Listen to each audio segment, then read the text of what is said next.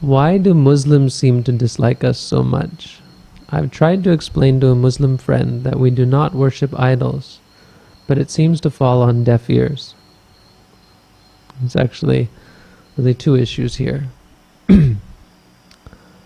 I guess the implication that you're making is that Muslims dislike us because we worship idols, and Muslim people are very much against worshipping idols. Well, you know what? The problem is we do worship idols. Sad to say, but a lot of Buddhists do worship idols. They think of the Buddha as a god, and more especially when they don't think of the Buddha as a god. But there are people who wear Buddha images around their necks, thinking that it's going to protect them. And that's an understatement. Scott, you know this, I think. I think this is all familiar to you. That there are people out there who pay millions of dollars for a single small Buddha image. Yeah, I'm going to get to that, Nick. Actually, it is quite a generalization. But don't worry, I'm not going to let it... we will get there. So, I mean, there is a valid criticism there. That the Sri Lankan people, they look down upon this as a good thing. They say, you don't wear a Buddha image around your neck. That's an image of the Buddha. And the Thai people are all like, yeah, let's buying and selling these Buddha images, and and they have this way of feeling them. You touch the Buddha image with your thumb. There was this German man who claimed to be able to do it. So he was showing me, touching the Buddha image, and he would say, this one is powerful. Or this one is not powerful, or this one has this kind of power, this one has that kind of power. And so Thai people have this word klang, I think it is. Klang, which means powerful. Kang. And so they know which one is powerful and which one is not. Nowadays, I don't even know if it's still a fad, but when I was in Thailand, there was this disgusting fad of... no, it wasn't even Buddha images anymore. It was this angel called Jatukham, which is a fictitious being that apparently that is supposed to... It was just made up. There's even a story about where it was made up. It was made up based on a Hindu... Based on, not even exactly, but based on a Hindu deity that's supposed to guard this Chaitya, this pagoda in Thailand. And it became this huge fad, and people got rich off of these things because other people can be so dumb and would buy them. So even monasteries became quite wealthy by having special edition. It was like those Pong. You remember Pong? Those little milk bottle caps collecting Pong. I think it was called Pong. You know, they became collector's items, like, and there were these round discs. They look like Pong, actually, and you would collect them. And so they had special edition and all of this garbage.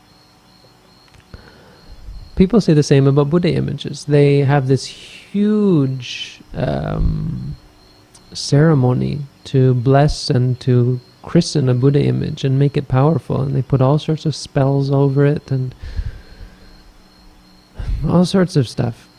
Why I'm even talking about this is because there's really a point that has to be made. Yeah, I'm really kind of beating around the bush, I'm sorry, but there's a point that has to be made here, is that there's really a point there, because the Buddha never taught us to make images of anything. You know, he wasn't critical. It was like, yeah, big deal, make an image, don't make an image. The question never came up.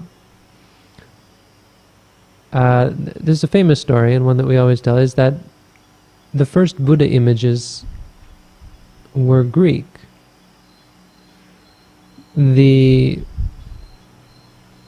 records that we have of Buddhist India are that they never made Buddha images. They would never put the Buddha, and in fact they avoided it.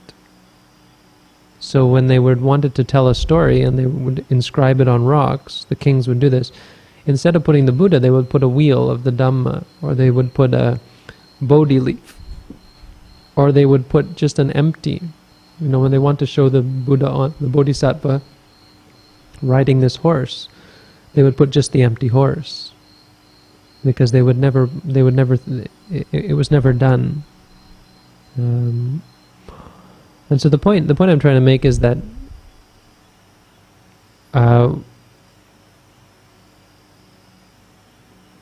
we really have a problem there, in that we really are worshipping idols, and that should really stop.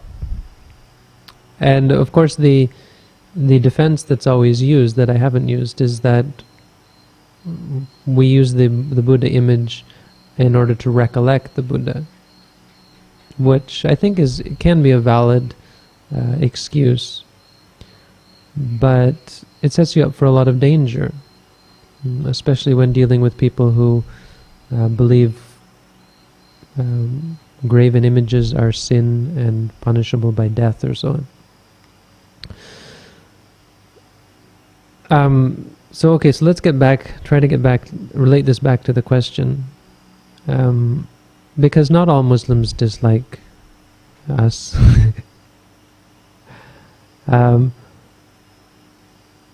But it is true, I think, that there's definitely a bad feeling between what is essentially an atheistic religion and the theistic religions. I mean, Hinduism is, I guess, an exception, because in Hinduism they don't exactly worship the gods. They interact with them, and there's the general belief that one can become God. Judaism also doesn't have so much trouble, because in Judaism they can argue with God, and God is very much a part of the universe, but he doesn't play the central role in what it means to be Jewish. So Jewish people can often come and practice meditation, but I think there's no beating around the bush that people who are practicing Muslims, do have a problem with, just as Christians do, with people who don't believe in God. And that's aggravated when we take some graven image, or idol, as you say, an idol, as a substitute, because to them that's the ultimate blasphemy. It's like putting a piece of rock on the same level as the most important thing in the universe, which is their God. So regardless of I mean, obviously it's a silly thing to do for us to be paying so much attention to these images, but there's a very valid point there, that it's going to get us into a lot of heat with those people who feel very strongly with God, unnecessarily. I think, and why this is actually an important point is because this is part of what helped wipe out Buddhism in India. When the Muslims came to India, and it wasn't just because they were Muslims, but because they were militaristic sort of people. But Islam told them that this was wrong, and so it was one of the first things to go were these idol worshippers, which were the Buddhists who had their Buddha images. Hinduism was much more like a chameleon, much better to fit, easier to fit in, and much harder to wipe out. But Buddhism is pretty easy to wipe out, especially when you have these Buddha images and temples and so on. If monks were just people wearing rags living in the forest, I think it'd be a lot harder to wipe them out. But when they're sitting ducks, getting fat off of donations, living in opulent golden palaces, not a hard target to hit. And I think that can be extrapolated to a more modern example. Buddhism is not making much headway on a monastic level into the rest of the world, because Buddhists, when they build a Buddhist monastery, first of all they call it a temple and they have their priests, and second of all the way they go about it, for instance Thai monasteries, they build it out of gold, as much gold as possible, and rich beautiful carpets and huge Buddha images and lots of ceremonies and so on. It's it's an affront really to people's sensibilities. People go there and they're certainly not looking for that. It's making it very difficult for us to bring Buddhism to people by, it's not just overkill, it's total misrepresentation of the Buddha's teaching, because gold has no place in a monastery. A monk can't even touch gold. Touching gold is an offense. Touching jewels, touching anything, any precious material like that is an offense.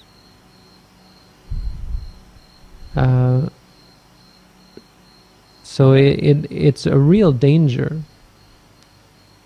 And I think the idols, the Buddha images are a part of that.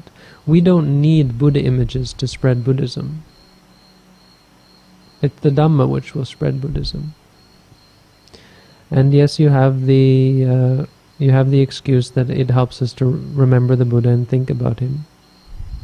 So I'm not saying that a Buddha image is totally negative, but our obsession with them and our placing them, because if in that case, well, why not have a Buddha image placed somewhere in its own place, instead of putting it up in front of an altar for you to worship and give donations to and so on. Have it up as a reminder, or something that you can go and look at, whatever. It's certainly not the most important thing. The Buddha's Rupa Kaya was not his most important Kaya, his most important body. I think that I had something else to say, but I think that's saying quite a bit already. Is that the Buddha, there's the danger in the Buddha image. I mean, it's really an affront to people who believe other things, and that's really the point. Is we don't have to be so obvious about who we are. As I said, a monk living in the forest really is not a threat to anyone. They still might go out and kill them because, these people don't believe in God. But anyway,